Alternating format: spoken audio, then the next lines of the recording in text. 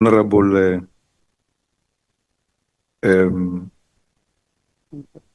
Nomvalo, you know, we must refuse the temptation to want to make a determination of representatives of other parties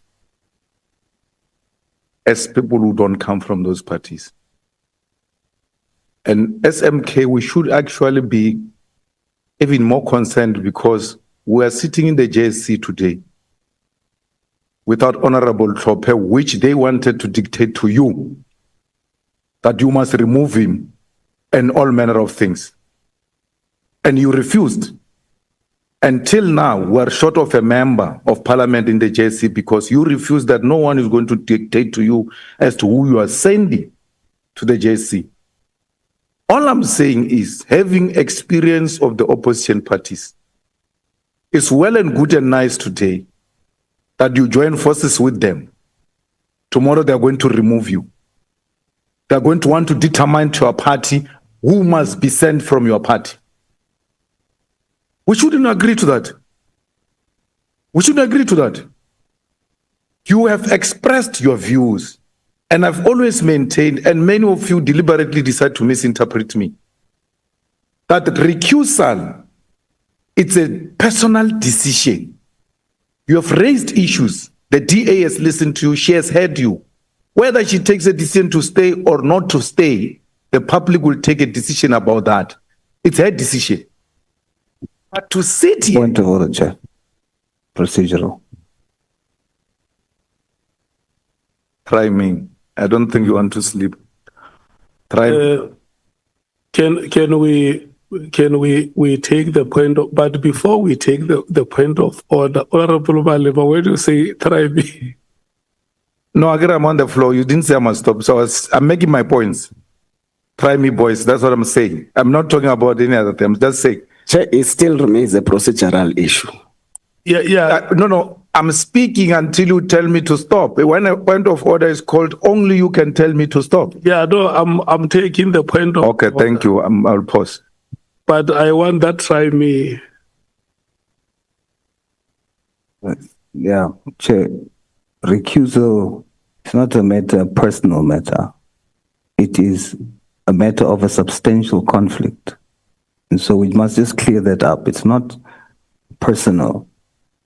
It's procedural to say that we must be clear. It's a substantial conflict. Yeah, but Honorable Souls, you are debating the matter now. I thought you were raising a point of order, but if you debate the matter... I'm raising a point of order. It's misleading to say that we are trying to do something that's a personal matter and we're trying to enforce something that's not procedural. We are raising a point that there's a substantial conflict and procedure holds. You must recuse yourself. I don't think there is disagreement on the matter of recusal. You are arguing for recusal, and he is explaining how recusal should happen. May you proceed, Honorable. Thank you, Chair. So, it can't be correct that you want to determine a membership and representative of certain political parties in this committee, and I've said to you, we do not constitute ourselves. Now calls are being made for you to remove people from this committee who have been sent, correctly so, by their parties. It might be nice today, but you're establishing a precedence that is not sustainable, Honorable Nomvalo. You ought to be it doesn't matter how you feel at the time. You ought to look at the future and turn tables as to what's going to happen if this happens to us one day. I know how these chaps operate. Extremely unprincipled. Today they want to appear like they've got principle on recusal and all manner of things. Again, to say what General has presented here must be accepted as a gospel truth because it was said by a police officer under oath, then we must take what he says about Honorable Mkhwanazi because it's been said under oath. And why should we proceed about any other thing? Because everything General said here, a police officer under oath is honest truth, nothing else but the truth, and no one can question it. It's unprincipled. General has presented what he presented. We are going to question him tomorrow. We're still going to put whatever he put before us to test. So I'm pleading with you, Honorable Chairperson, don't fall into a temptation to do things that are unconstitutional.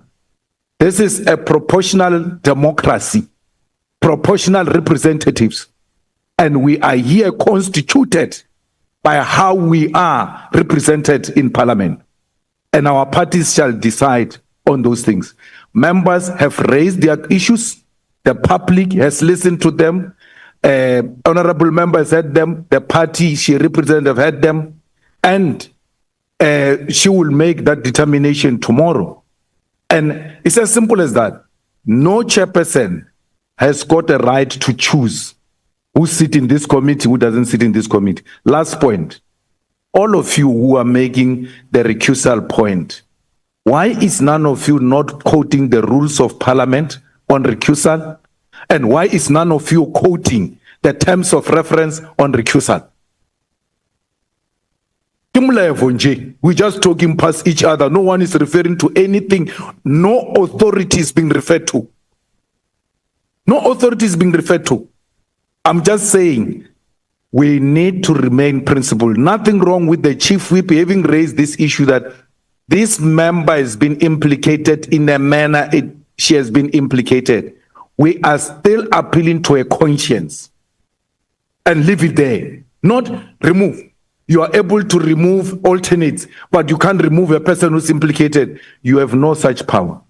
Neither do us have the power to determine what happens to the delegation of the DA. And let me remind you, Honorable Noval, when they refused Honorable Klope to go to the JSC, I took this stand I'm taking now. It's not for the first time. That's me. I took this stand even on Honorable Klope. I said, you are not going to do that. If he's a member of Parliament, he must enjoy all of those privileges until a certain decision is arrived at by the courts of this country. So today, the tables are not on your side. You say, no, you can determine who must be sent from the other party. But when it comes to your party, no one can determine who you must send. So, comrades, be principled. This road is still long. We just finished a year. We have another 4 years to go. With these honorable members that are here with you, behaving like they're raising principal matters when they are setting a precedence for you and setting a trap for you. Be warned. Point of order, Chair.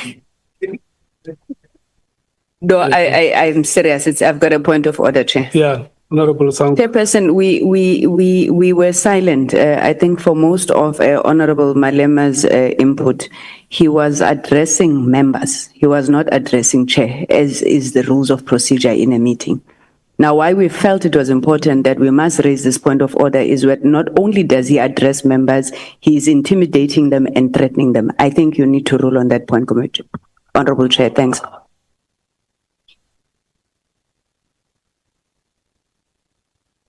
Okay, I will rule on that matter later. Honorable Sols. Chair, it's wrong of Honorable Malema to say that we are putting it publicly here that the statement and the testimony that General Mkhwanazi has made, we consider it truth. It's not correct. We do not consider the testimony truth. But our terms of reference says any allegation made by General Mkhwanazi, we will investigate the veracity of that allegation. There's an allegation from the General toward Honorable Barnard. There's an allegation here in the testimony of the meeting for the 5th of March. It is on that basis that we are citing Honorable Ian and Honorable Barnard. It's not personal. Then to say that there's no rule when it comes to conflict in our terms of reference. Our terms of reference is not exhaustive. If we have not dealt with recusal, it does not mean you should not deal with it. It's a general principle. if there's a conflict of interest, which here we put forward that there is substantial conflict now. When we raised it before, it was just conflict of interest. When we raised it before, now that there's a testimony under oath, and within the witness statement, there's an allegation, it now becomes a substantial conflict. And we will be wrong to say the fact that there's a substantial conflict based on testimony under oath, we ignore it. We are merely saying you cannot be judge and witness. The two honorable members must be witness so that they